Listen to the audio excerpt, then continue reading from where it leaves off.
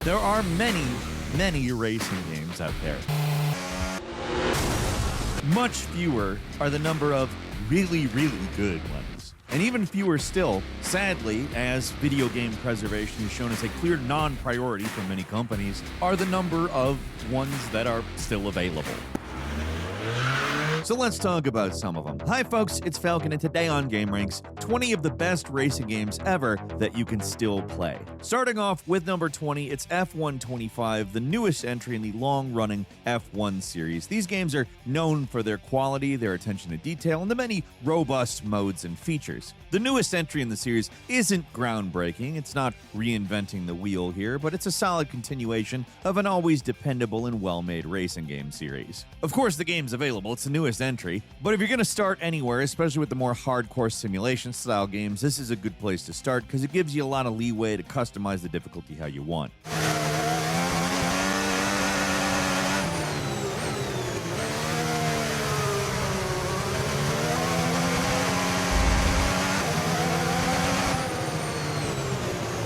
You can make it a pretty serious simulation-based experience or play it as a straight-up arcade racer. Either way, F125 is a racer that's not quite as serious with the racing physics as some other games on this list. It's still relatively forgiving, and it isn't what I would describe as a full simulation. Also relatively forgiving, gameranx. Did you know that most of you aren't subscribed? You knew that most of you weren't subscribed. And we forgive you. Like I said, that's a joke. It's not that we forgive you. We ask you to please subscribe. It's a big help to us. It gets you our new videos every single day, and we appreciate it a ton. Thank you so much. Getting back to the game, it is absolutely stunning in terms of graphics. It being the newest entry in the series, it kind of better be. It's using all the most modern graphical techniques to make every car and track shine. If you have a beefy PC, it's a real showcase game for that shiny new graphics card. It can look absolutely incredible.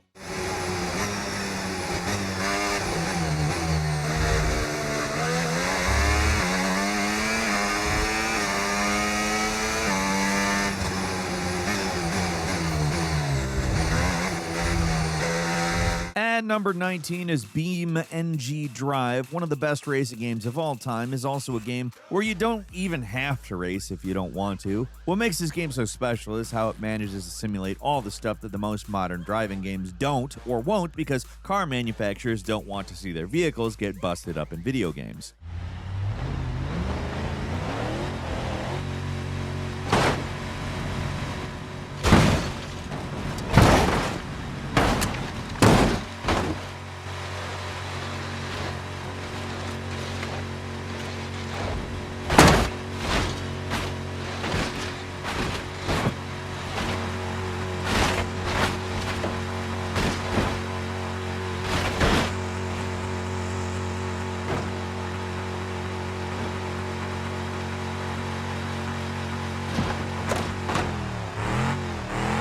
Which is honestly absolutely pathetic. Very thin-skinned, the corporate types. This game doesn't use licensed vehicles, though, so it's free to be as destructive as it wants, and it is the most realistic car destruction modeling in any game ever. It's not just that crashing feels realistic, the car movement physics. I saw somebody complaining that sometimes I say words wrong. Would you prefer an AI? Sir, I leave the mistakes in because to err is human. Or bird, avian, I'm a bird. Yeah, but anyway, it's still actually a pretty arcadey feeling game, but the way vehicles handle is very different from most racing games. In this case, it's unique in a good way. Nothing else plays quite like BeamNG.drive. Also, I don't think anything has a title even vaguely like that. That title is extremely unique, and it looks like a file name for a program that you're not supposed to find. Another huge boon to this game is the focus on user-generated content and creativity. There's some built-in gameplay modes that can be a ton of fun to screw around in, especially in the destruction minigames that are all about crashing your vehicles in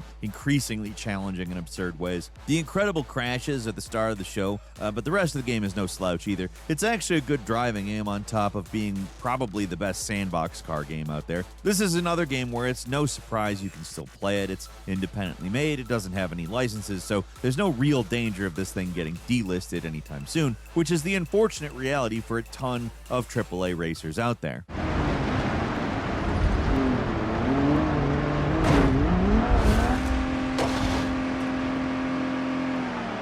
And number 18 is Gran Turismo 7, another relatively recent one, and the latest entry in the long-running Gran Turismo franchise. This game had kind of a rocky start, but in 2025, it's in a pretty solid place. What's interesting about Gran Turismo as a series is that it's not particularly flashy, and it doesn't do anything especially well, any one thing. It's just an all-around solid series with a lot of content, lots of vehicles, and lots of tracks to race on. The driving is sort of a hybrid between heavily simulated and somewhat arcadey, and it works very well. I mean, there's a reason people love Gran Turismo.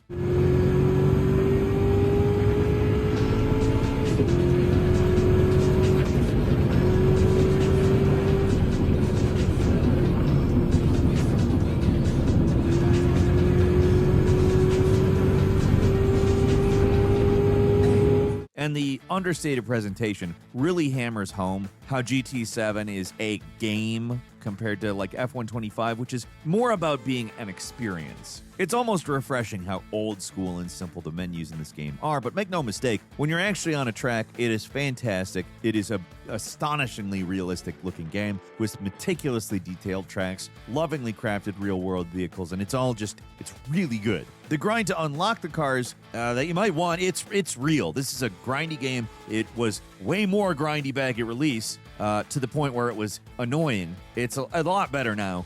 All around great racer, very worth checking out.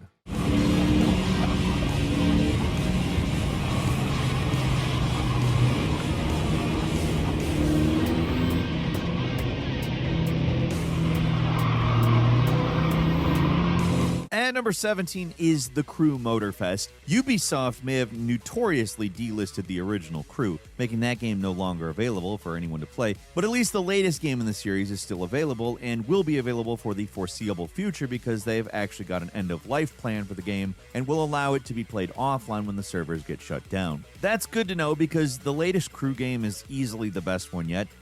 It limits its ambitions to just the island of Oahu in Hawaii compared to the previous two Crew games taking place across the entire continental United States, but the more focused design works in the game's favor, I think.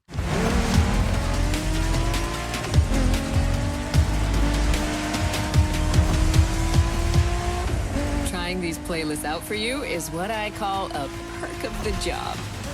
Right in the center of all the action, racing these Japanese drift masters. There's way less filler and empty, uninteresting stretches of road, and a lot less reused assets and general weirdness from the first two Crew games. It's a much more polished experience across the board. Yeah, it's taking its cues from the Forza Horizon games, and it's still not overall quite as strong as those games, but hey, you can fly a plane and drive a boat in Motorfest. You can't do that in Forza Horizon. As soon as you saw that Lamborghini logo, you knew what this playlist was going to be. Some of the most recognizable car designs in existence at your disposal.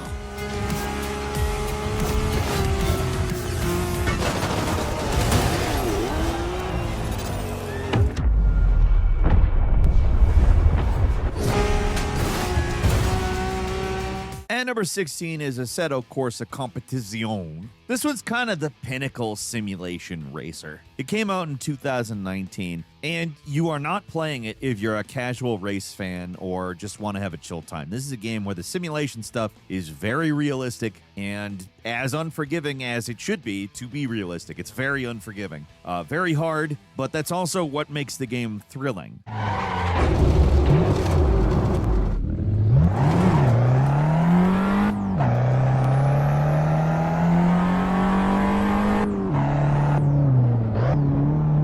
Graphically, it's fairly impressive, but it is starting to show its age. That's a 6-year-old game at this point. But the realism of the driving model is still second to none. It's a game that really benefits from going all out. Getting an actual driving wheel and a VR headset really helps get immersed in the driving experience. It makes it very much like driving. I've never raced in a race before, but it feels like driving at very least. There is a more recent game, Assetto Corsa Evo, but it is lacking some features. It's a little too fresh to recommend, while ACC is a classic that absolutely holds up.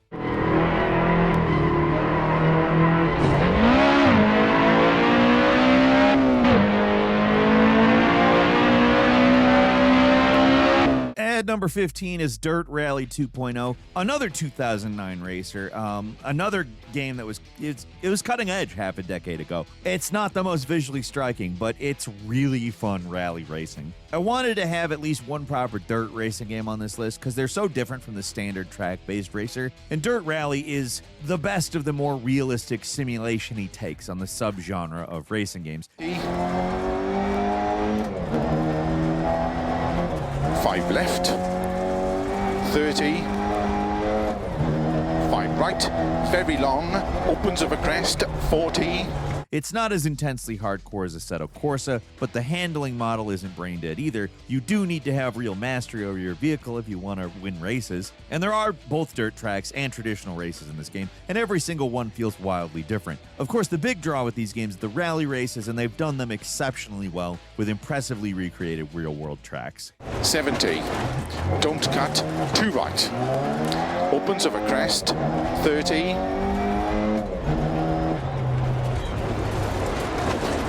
And number 14 is Forza Horizon 5, the latest and arguably greatest entry in the Forza Horizon series. This is unfortunately the only game currently available for purchase on modern consoles, but at least it's available on everything these days, including PlayStation consoles. Man, we nailed a lot of what we said in the what the hell is going on with Xbox videos. Anyways, what's even left to say about the Forza Horizon games? They're just fun. That's the ultimate mission statement of these games. They give you a big car sandbox to play around in, and you're free to do whatever you want.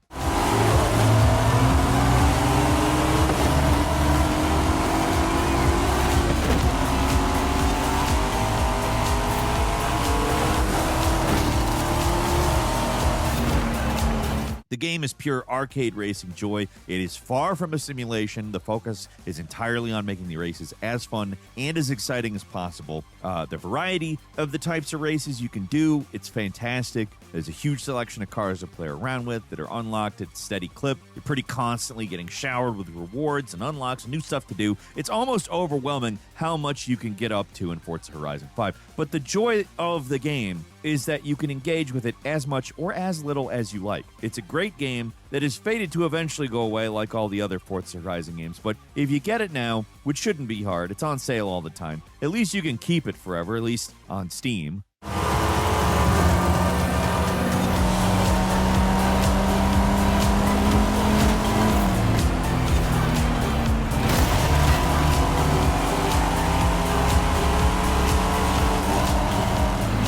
And number 13 is Wreckfest. The Demolition Derby-focused racer is kind of like if you combine the crash mode of the old Burnout games, but threw that into the rest of the game. Wreckfest is all about chaos and destroying cars and watching a driver spiraling in the air majestically before eventually coming down to Earth. The destruction physics isn't as in-depth as BeamNG's model, but literally nothing is. So, yeah. And to Wreckfest's credit, it looks fantastic when a vehicle gets totaled. There's crash events, head-to-head vehicle destruction modes, off-road races, more traditional race events. There's tons of variety in Wreckfest.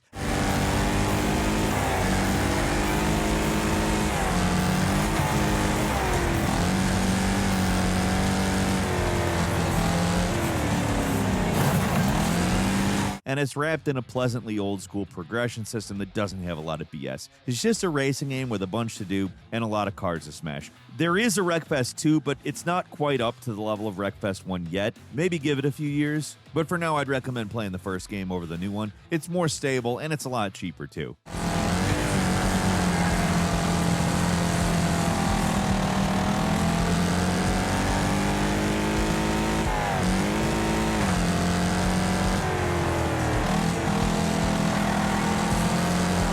At number 12 is Mario Kart World. You can't have a list like this without throwing at least one Mario Kart game in. And while personally what constitutes the best Mario Kart game that's currently available is kind of tough because it's a toss-up between this game and Mario Kart 8. And I'm going to go with the more recent game just because it actually brings something new to the table. Being the first $80 game really hurt this game in terms of, I think, perception, because it's absolutely excellent, thoroughly entertaining to play. It's really the pinnacle of kart racing. It's got fantastic, well-designed tracks, slightly less annoying power-ups. In Mario Kart 8, you couldn't go one race without some ink blocking half your screen. In a world, that particular power appears a lot less often.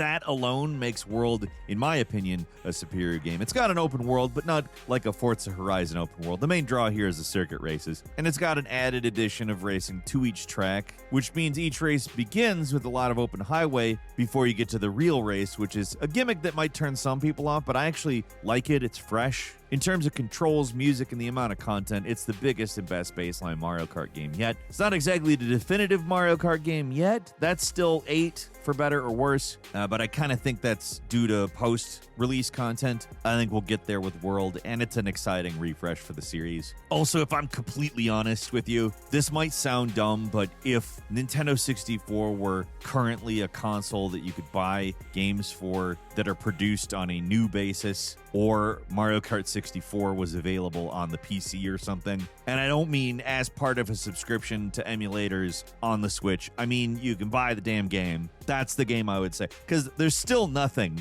that beats Mario Kart 64 in my eyes.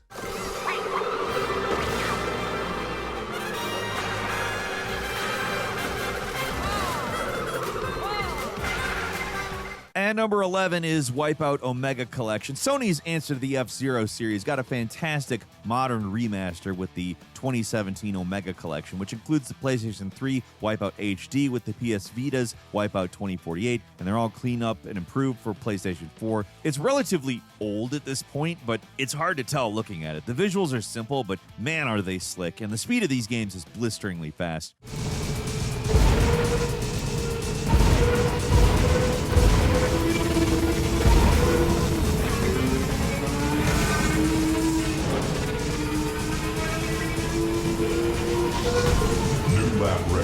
That's the draw of the Wipeout games, in fact, the speed. These games are so fast that it's almost hard to keep up with. You're basically strapped to a one-man rocket sled moving through these almost abstract futuristic racetracks so fast that your brain can barely keep up with what's going on. These are slick as hell games. They've got killer soundtracks, and the racing is awesome. Most Wipeout games are no longer available on any platform, but you can still get this collection on the PlayStation Store, and it's well worth checking out, especially if you've got a VR headset.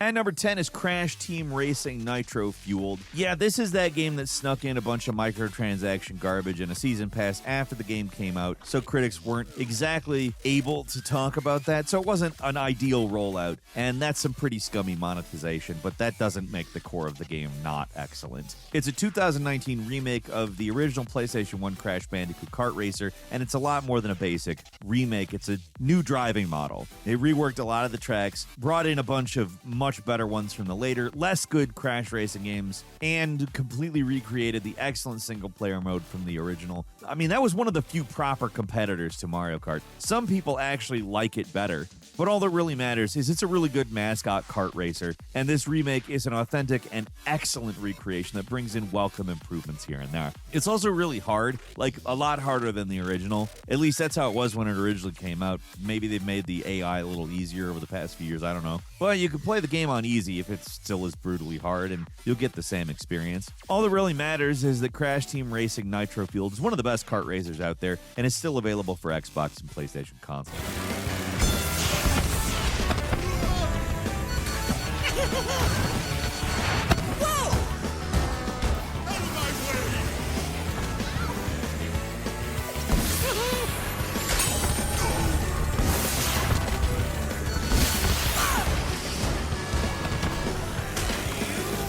And number 9 is Burnout Paradise Remastered. It's unfortunate no other Burnout game is currently available for purchase anywhere, because these games are legendary. At least one is available, Burnout Paradise, the last real game in the franchise, and it's still very good. It's not necessarily representative of the rest of the series with its focus on open world racing, but Paradise still captures the absurd speeds, the amazing licensed soundtrack, and the gnarly crashes that made the series so special. The remaster isn't the best. It doesn't present the game in the best light, but it's still a great game. It's just starting to show its age with this half-baked remaster. The core appeal of the game is still there, though. The crazy speeds, the completely unrealistic gameplay where you're constantly smashing into your opponents and drifting through traffic like a madman, it's there. At the highest speeds, one tiny mistake is enough to send your vehicle flying into the scrap heap, which keeps the races nice and tense even when the vehicle controls are nowhere close to realism. The Burnout games are a unique experience and they're a whole lot of fun, and Paradise is the one and only open world game in the franchise. At number 8 is Sonic and Sega All-Stars Racing Transformed. Between 2012 and 2014, this was easily the best kart racing game on the market. It was better than any Mario Kart game at the time. Yes, 8 eventually come out and stole a bit of the thunder, but this mouthful of a game is still up there with the all-time greats of the genre. I admit that's a short list, but all of these games are very good, accessible racers. It isn't just that it's Mario Kart with Sega characters either, it brings innovations to the table. It's got some of the most fun and creative tracks in any kart racer, shifting seamlessly between levels and standard cars and boats and airplanes. That's where the transformed comes in. Depending on the race, your vehicle automatically transforms between 3 different modes. They're all unique, but they aren't difficult to control or anything. The power-ups are also fun to use, but fair. The character selection's insane. It's just an all-around great racing game with a solid amount of content, and best of all, it's easy to get even now. You can buy it on Steam for like nothing, and it runs fantastic.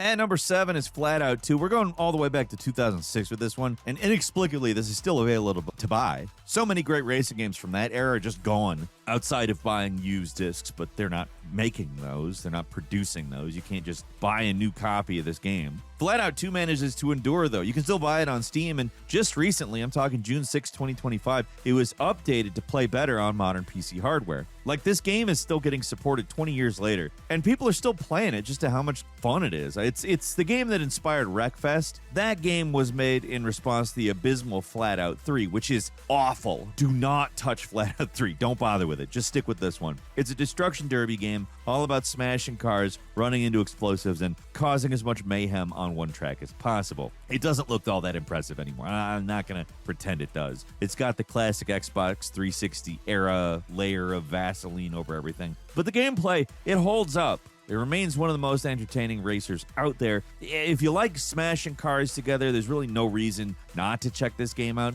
especially since it's so cheap. Generally goes for just $10, and it's consistently on sale for as low as $2. It's an old game, but with some recent updates, it runs great, and it's a ton of fun.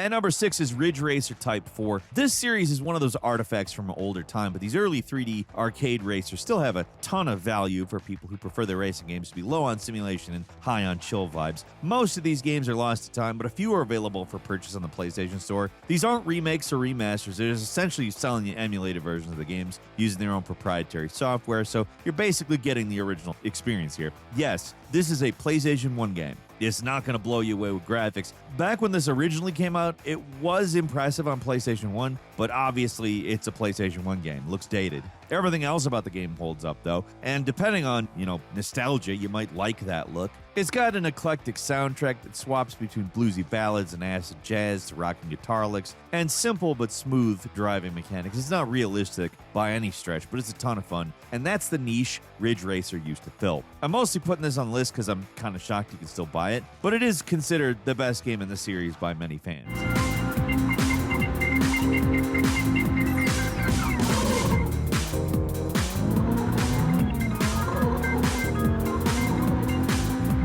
At number 5 is Tokyo Extreme Racer 2025, an unusual one, a modern racer that literally came out this year that feels distinctly old school presentation and content. The driving model is kind of a hybrid between feeling a little realistic while also being actually like really arcadey to control. I don't know, it's the sort of driving you don't really see a lot of anymore, particularly in recent games. They just go full simulation or they go more casual, but this game treads the line between the two, and that's, especially in recent years, quite rare. The menus, like the whole visual presentation even, feels PlayStation 1-ish. But the actual visuals are more like a high-res Xbox 360 game. The actual content isn't standard either. Instead of the usual race model, the game uses this spirit battle system where you challenge other drivers on the road to race, and the goal is to get ahead of them for long enough to drain their spirit meter until they give up.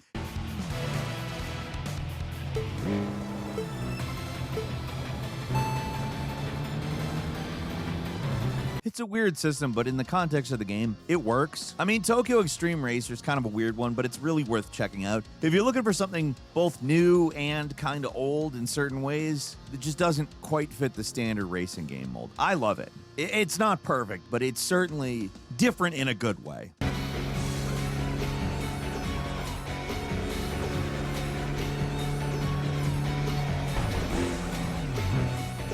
And number 4 is Need for Speed Unbound. The most recent, possibly last Need for Speed game isn't the all-time best for the series, but it's a visually distinct take on street racing with some interesting twists on the standard Need for Speed formula. Criterion, the guys behind the Burnout series, are back in the saddle for this one, and that automatically gives it a lot of cred in my book because they were the ones behind Most Wanted from 2012, and that's easily one of the best Need for Speed games. I think what makes Unbound stand out is the elevated graffiti art style and animated overlays that give the game a lot more character than I think it would have otherwise. But at its core, it's not super far off from your usual Need for Speed game. There's a little story to give the racing some context, but what makes it interesting is its risk-reward system. So your earnings on races and side jobs are only banked when you drop them off at a garage, so you run the risk of losing everything if you're caught by the police. There's also a built-in gambling system incorporated into the races that adds a little extra spice to things, but for the most part, it's just a generally solid racing game that I don't know if it's going to wow you in any particular area, but it's really fun. It's got a very distinct art style and just stands out from the crowd. And number 3 is Automobilista 2, a 2020 racing sim that's both wide and deep in terms of content and ways to customize the experience.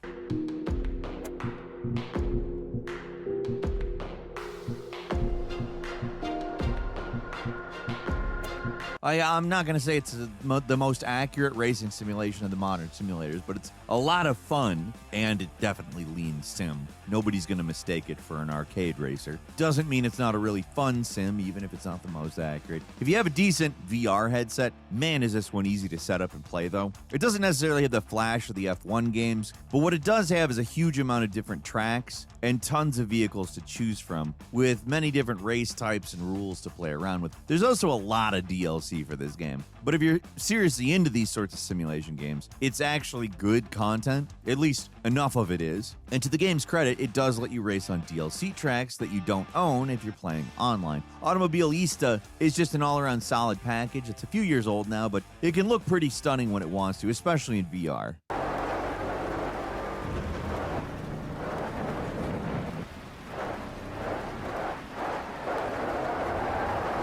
And number 2 is F-Zero GX, another Nintendo Classics game, this time coming from the small but growing GameCube collection. F-Zero is a legendary Nintendo series that has not gotten a lot of love in a very long time, but at least in 2025 can finally be played through official means, which has not been possible since the Cube was discontinued so many years ago. GX is probably the pinnacle of the series. The weirdness, the overwhelming speed, and the vehicle tuning stuff, it's a weird game, but it's also one of the best racers of all time. It's a real shame Nintendo seems to think they can only have one racing franchise at once, because F-Zero is in desperate need of a revival. The GameCube still holds up, outside of the ridiculous difficulty that makes playing through the otherwise basic and short campaign take a long time. That's a pain, but the racing is excellent.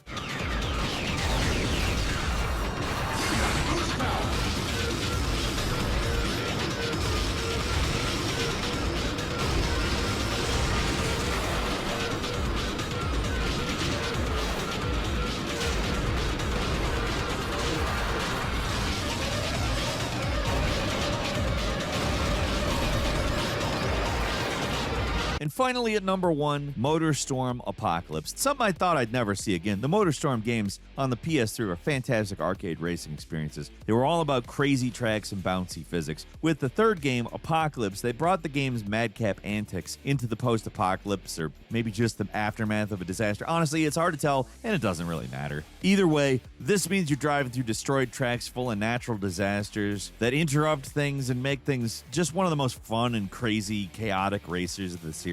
The single-player offerings are pretty strong too, with an actual story to follow that's mostly told through static pictures and narration, but it's something, and it works well enough to be fun and worthwhile. Truth be told, it's not the best racing game of all time or anything. It's really fun and kind of a dark horse favorite among longtime PlayStation fans, but the real reason it's on this list is because you can actually play it still. It can only be played if you have PlayStation Plus Premium, which has the bizarre option to play old PS3 games through streaming only. You can't buy them, you can't download them, and you can only stream them. If your internet connection is strong enough, it shouldn't be a problem, but it's far from the perfect system, but also the only way to play it on modern hardware. It's still available, and it's subscription-based. The last 3, I apologize for going that route, because I would really prefer if you were able to buy them. That was kind of the idea of this, but these were also games that I did feel deserved a mention one way or the other. And MotorStorm Apocalypse is, there's nothing else really like it. It's completely insane. I don't know, like I said, if it's the best, but it's completely insane.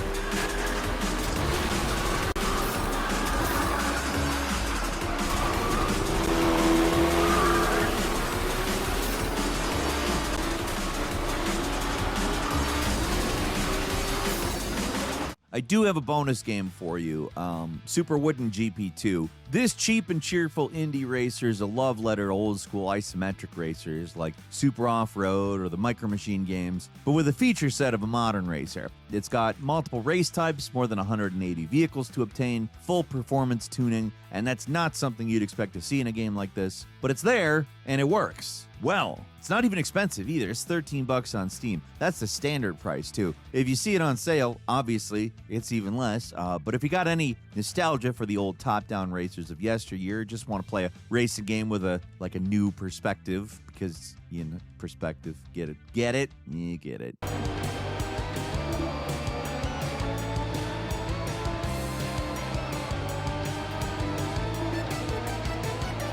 This one's worth checking out. Super Wooden GP2 is an interesting experiment, but it's actually pretty neat. And that's all for today. Leave us a comment. Let us know what you think. If you like this video, click like. If you're not subscribed, now's a great time to do so. We upload brand new videos every day of the week. Best way to see them first is a Corsa subscription, so click subscribe. Don't forget to enable notifications. And as always, we thank you very much for watching this video. I'm Falcon. You can follow me on Twitter at Falcon the Hero. We'll see you next time right here on gameranx.